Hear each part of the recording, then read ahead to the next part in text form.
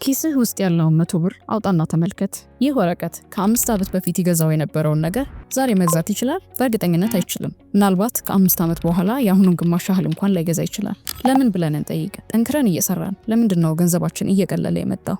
ይሄ የኑሮ ውድነት የምንለው ነገር ከሰማይ የወረደ ቅጣት ነው ወይስ የፋይናንስ ስርዓቱ ያመጣው ጨዋታ?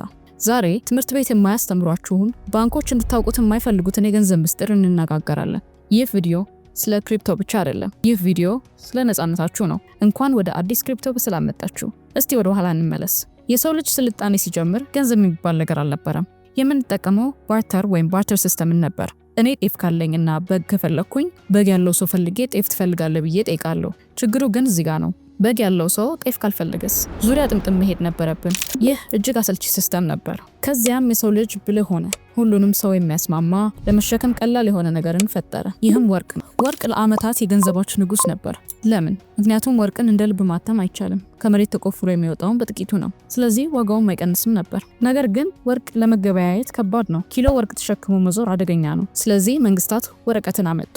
መጀመሪያ ላይ ይህ ወረቀት ወይም ሪሲት ባንክ ውስጥ የተቀመጠ ወርቅ ማስረጃ ነበር። $100 የያዘ ሰው ባንክ ሄዶ በ$100 ልክ ወርቅ ማውጣት ይችል ነበር። ነገር ግን በ1971 አንድ አደገኛ ነገር ተፈጠረ።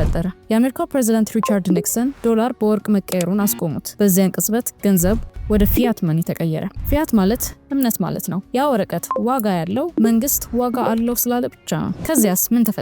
መንግስታት ጦርነት ሲገጥማቸው፣ ወረርሽኝ ሲመጣ ወይም ሲቸገሩ ማሽን እያሽከረከሩ ትሪሊየን ገንዘብ ማተም ጀመሩ። ገንዘብ በበዛ ቁጥር የኪሳችሁ ብር ዋጋ ይቀንሳል። የዋጋ ግሽበት ወይም ኢንፍሌሽን ማለት የዳቦ መወደድ ሳይሆን የገንዘቡ መርከስ ማለት ነው። በ2008 ዓ.ም የዓለም ባንኮች ተንኮታክተው ወደቁ። ህዝቡም ተስፋ ቆረጠ። ልክ በዚያን ሰዓት ሳቶሺ ናካሞቶ የተባለ ማንነቱ ያልታወቀ ሰው 9 ገጽ ያለው ወረቀት ወይም ዋይት ፔፐር ይዞ ወጣ። የሱ ሐሳብ እጅግ ቀላል ነበር። ማንም መንግስት ሊቆጣጠረው የማይችል፣ ማንም ባንክ ሊዘጋው የማይችል፣ ማንም እንዳሻው ሊያትመው የማይችል የህዝብ ገንዘብ ለምን አንፈጥርም የሚል ነበር። ስሙንም ቢትኮይን አለው። ቢትኮይን ማለት ዲጂታል ወርቅ ነው። ቢትኮይን ውስን ነው። በዓለም ላይ የሚኖረው 21 ሚሊዮን ቢትኮይን ብቻ ነው። መንግስት እንደሚጨምረው አይነት አይደለም። ቢትኮይን ግልጽ ነው። ማንኛውም ዝውውር ለሁሉም ይታያል። ቢትኮይን ከለኛ ይሰራል። እኔ ለአሜሪካ ወዳጅ ገንዘብ ለመላክ ባንክ መሄድ፣ ፊርማ መጠበቅ፣ ኮሚሽን መክፈል አይጠበቅብኝም። በአጠቃላይ ዛሬ አንድ ቢትኮይን በሚሊዮን የሚቆጠር ብር የሚያወጣው ለምን ይመስላችኋል? ሰዎች ከወረቀት ገንዘብ እየሸሹ ስለሆነ ነው። ክሪፕቶ ኢንቨስትመንት ብቻ አይደለም። ክሪፕቶ የራስ ሀብት ከዋጋ ግሽበት ማዳኛ መርከብ ነው። ግን ይሄ ቢትኮይን በምን ቴክኖሎጂ ነው የሚሰራው? ማንም ሰው